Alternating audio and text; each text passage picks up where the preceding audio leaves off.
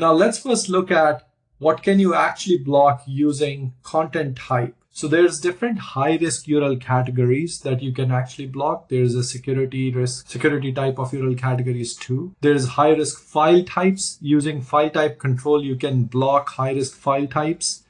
Now these could be binary files or executable files from untrusted locations. For instance, what you're seeing here is that we are blocking any Windows executable files from websites that are not even categorized. Now it's completely okay for users to download an exe file from a Windows website. But if it's an uncategorized website, then most likely that file is very likely to be malicious. You can also cut down a lot of the attack surface and make your users more secure by just blocking specific countries where your company is not doing business. You can also block any password protected or unscannable files because attackers use this often as a tactic. Then you can also block non-RFC compliant web traffic, and also you can enable newly registered domain lookup. We'll go into more detail about the newly registered domain. So newly registered domains is now considered newly registered and observed domains. So we have recently made a product improvement where earlier we were only getting newly registered domains. So these were domains that were registered within the last 24 hours. But we tried to get even better at this because we noticed that there have been some attacks in which the domains are brought up and used for an attack, mounted for an attack, and actually closed within a few hours.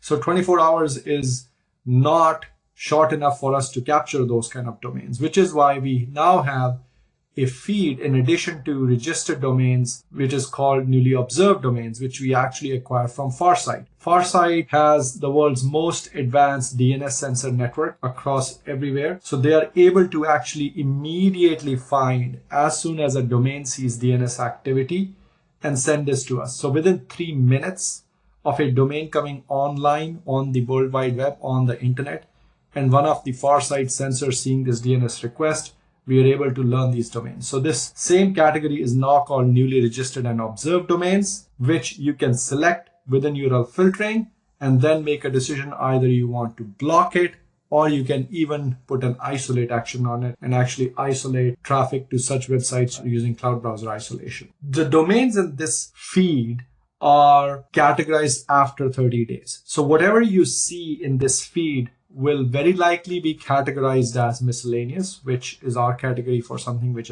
does not have a category, and rightfully so. But after 30 days, this domain will get categorized as one or other URL category. So this is about the newly registered and observed domains. The next category we want to talk about is something called newly revived domains. Now, this is very unique and differentiated. What we also found out from some of these really sophisticated attacks, when you look at the example of SolarWinds attack, which is a supply chain attack, one of the domains that they used within that attack used to be a regular domain, which basically was not used for many, many years. The attackers acquired that old existing domain, which had built good reputation, and repurposed it to serve command and control activity for this specific attack. So what we also have as a feed within URL categorization or URL filtering, which is available as a category, is something called newly revived domains. So these are domains that went offline for a certain period of time and then came back online. So as you can see in the graph here, we get this feed also from Farsight, where a domain is showing certain activity within few days and then it just disappears. Anything that has actually gone offline for more than 10 days and has come back again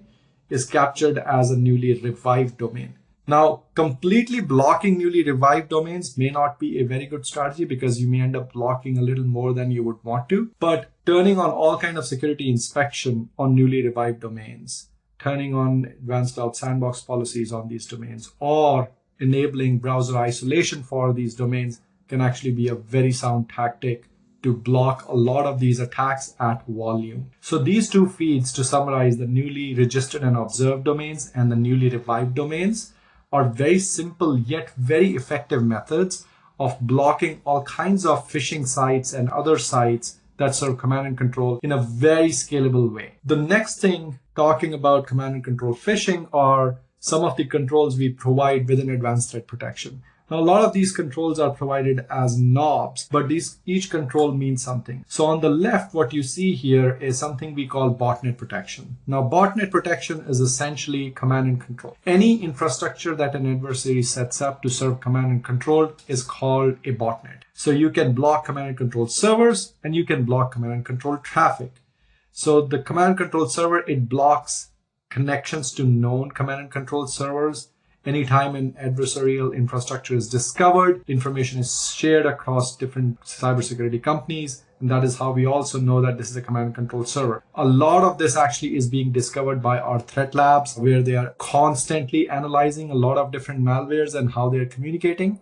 A lot of this is being found out using our Cloud Sandbox product, where as these malicious files are detonated in a sandbox environment, we closely observe what kind of servers they are establishing command and control channel to, and then using the cloud effect, we deliver all of that intelligence through advanced threat protection to all our customers. So even a customer who does not have advanced cloud sandbox still gets this intelligence via another customer who may have actually downloaded a sample in Advanced Cloud Sandbox, discovered new command and control servers, and then using the cloud effect, everyone gets this instantaneously. The other type of thing that we also can deliver for command and control is detecting unknown command and control. I will talk about that in a little bit. On the right, what you see are advanced threat protection capabilities to block phishing sites. Now, these could be known phishing sites or suspected phishing sites. So we block known phishing sites. We block also unknown phishing sites using AI/ML that I'll talk about in more detail. But using these controls, you also block a lot of adware, spyware, spam pages,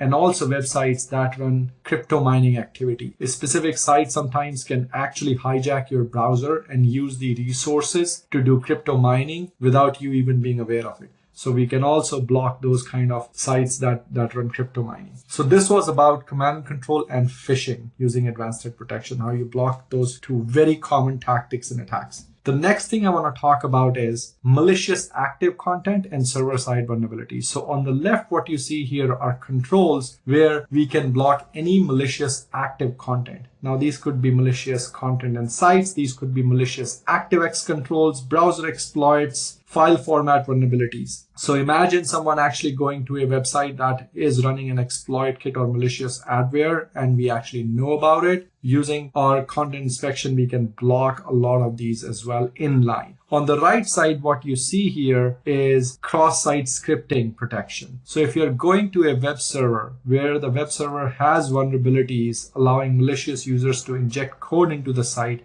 that is what we can block using these settings. Last but not least, we also within advanced threat protection have controls to block anonymizers and peer-to-peer applications. Anonymizers are very popular where someone can download one of these VPN clients and try to masquerade their activity. This is very, very popular in K through 12 environments or schools where students would use some of these anonymizers like XVPN to masquerade their activity so that they can go to all kinds of different websites, which creates a bigger attack surface. Also, sometimes a lot of these students who are very resourceful can also use P2P anonymizers like Tor. So these settings allow you to block all of those kind of evasive softwares to bypass protection.